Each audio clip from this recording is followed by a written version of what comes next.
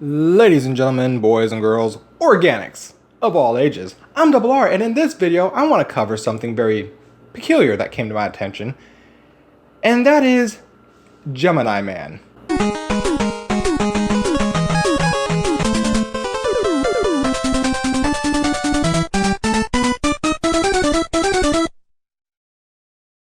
Yeah, that.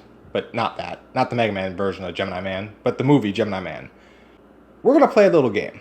Now I want you to presume what the Rotten Tomato score will be after I give you the synopsis and the Identitarian push that would normally pop up. 1. Remember, this movie has had no controversy.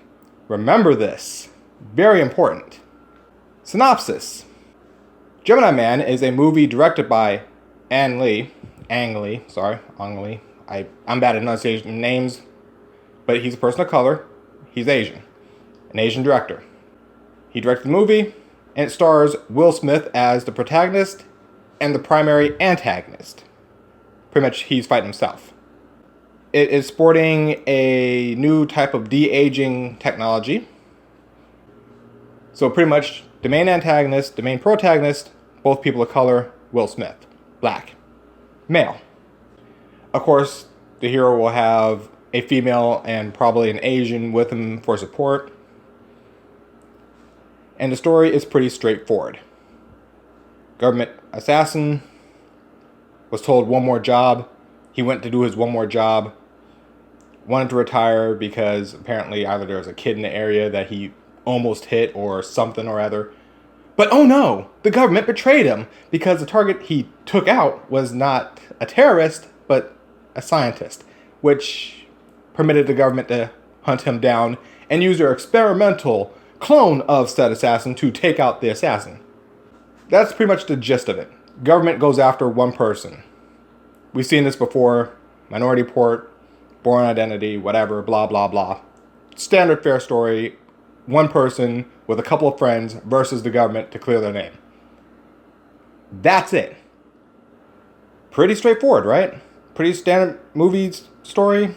Boring, whatever. Boring story. Everyone has seen it before. Everyone gets it. Only difference is the government, of course led by a white guy, who convinced a younger black assassin to go after the person he's cloned from. That's it. That's the only major difference. So the main bad guy, the overall mastermind, white dude. So with all this said, the overall mastermind being a white guy, the two assassins fighting each other are both black, and it's a movie directed by Ang Lee, and it's about a government-betrayed person going against the government. Where would the Rotten Tomato score be? Just throw it out there. Just throw out what the Rotten Tomato score should be. No controversy. Basic story. People of color all over the place. And the bad guy's a white guy. And of course, it's against the government. So put it out there. What do you think? If you said anything higher than 30%, you are wrong. Let me bring this up so you understand what I mean. That's right. Gemini Man, with a basic story, no controversy, starring Will Smith, with a person of color director, I'm bad with names.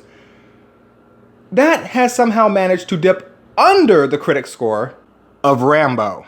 Let that process for a minute. Now, you know, everyone's talking about the Joker movie. Oh, the Joker movie's been hit. It's been slammed. It's been this. It's been that. Let's take a look at the Rotten Tomatoes score real quick. So if I put Rambo and Gemini Man together with their limited controversy from Rambo and the no controversy from Gemini Man and put those together from the critics, still barely catching up to the critic score of Joker. Strange that. Now, I only wanted to point that out because it's very strange, is it not? It's a basic story. It has people of color everywhere. This would be something that most Identitarians would be jumping over themselves over, right?